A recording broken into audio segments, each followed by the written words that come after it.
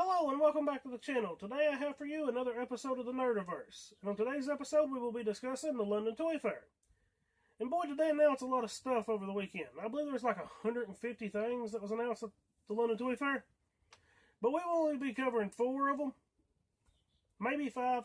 There may be an honorable mention in there. But before we get into them topics, I just wanted to let everybody know the London Toy Fair, there's no exclusives or anything like that. They don't release anything for themselves. It's like E3 for video games, but it's for toys. They just announced different toys and collectibles coming out for different companies. You can follow them on Instagram. There's an Instagram account all about it.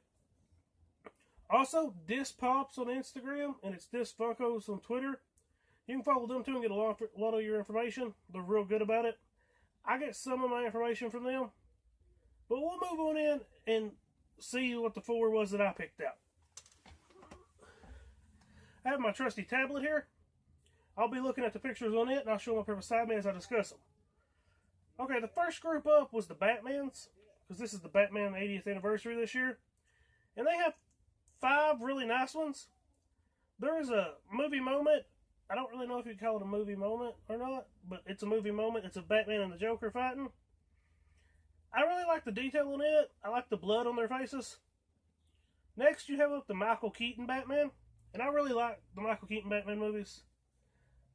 Okay, to be honest, the old Batman animated series, the old Spider-Man animated series, and probably the Michael Keaton Batman is one of the reasons I'm as geeky and nerdy as I am today. And next up, you have something that any Batman collector will truly want. It is the first appearance Batman.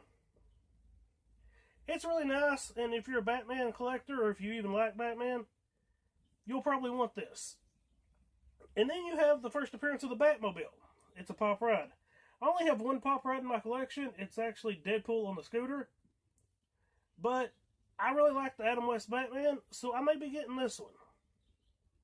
Let me know down in the comments what you think of these, or if you think there's something else they should have done for the 80th anniversary.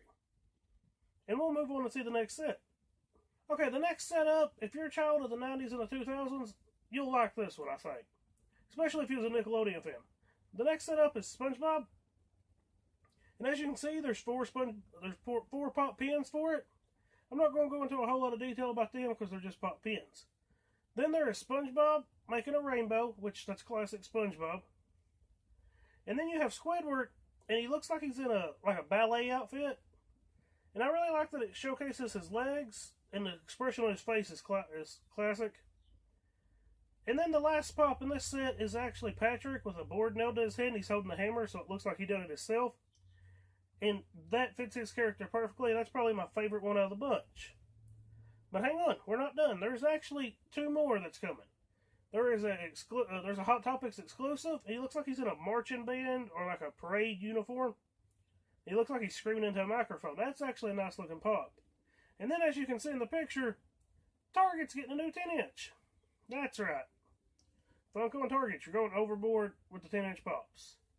But you may get a pass on this one, because it's SpongeBob, and I really want it. Because I grew up watching SpongeBob with my sisters, and this has some nostalgia to me, and I don't know why, but I want the 10-inch SpongeBob.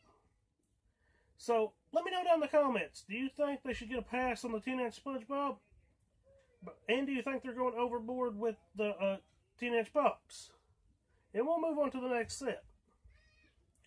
Well, speaking of nostalgia, the next set is actually very nostalgic to me.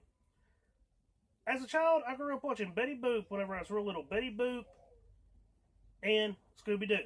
And these are the Scooby Doo villains. But you got Scooby and Shaggy, and they're eating their sandwiches. Scooby has a foot long, and Shaggy has the classic stacked up sandwich. But you also have 4 of their villains. You have Phantom Shadows. You have the Witch Doctor. You have Spooky Space Kook and Clown. Now it's funny because my little niece, she loves Scooby Doo too. So I don't know whether to get these for her or not, because she's also afraid of clowns. It would be sort of funny, and at the same time, it'd be sort of cruel. I think that they should have added in the Miner 49er, because it's a very classic Scooby Doo villain. Let me know down in the comments if there's any villains you think they should have added in as well. And we'll move on to the last set. Oh, before we move on to the last set, this is an honorable mention. Lord of the Rings has a pop ride, and it is the Witch King. I think it is beautiful, and there's a lot of detail. And this is a pop ride I wouldn't mind having myself. Let me know down in the comments what you think another pop ride is they could do for Lord of the Rings.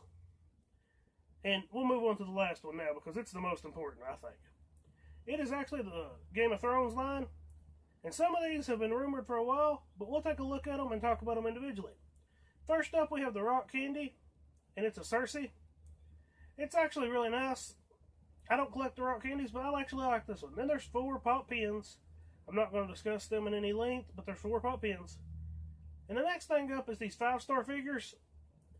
Now, my fiance collects the 5-star figures. She has some Harry Potter ones. She works too much and hasn't got a chance to watch Game of Thrones.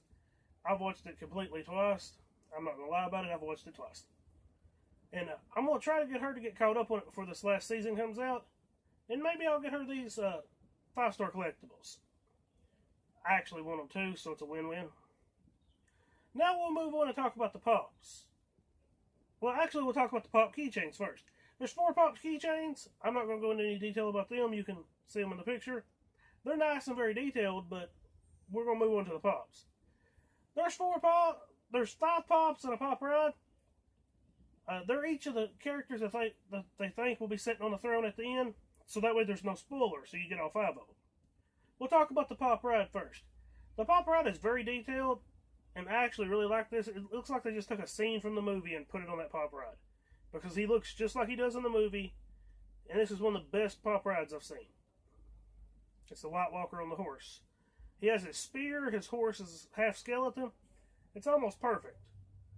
But now to the people on the thrones. First up, we have Daenerys. She's sitting on the throne, which throughout the show, she's been the person that's going to get the throne. They're playing, that's how the character goes.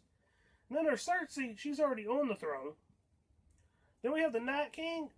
The whole show's built around him not getting the throne, so I don't think he's going to get it. Then there's Jon Snow. That's the one that all the people wants to sit on the throne. And then there's Tyrion. Tyrion's my favorite, and I think he should get the throne just because he's the most level-headed. I think he would be the best ruler. But let me know down in the comments, who do you think will be sitting on the Iron Throne at the end of the Season 8? So this has been the 4 or 5 things I picked out of the London Toy Fair to cover with you all. I hope you enjoyed it. Like I said, go check it out if you missed any of the announcements, because there was over 150 things. But with all this said, I hope you have a wonderful day, and thanks for watching.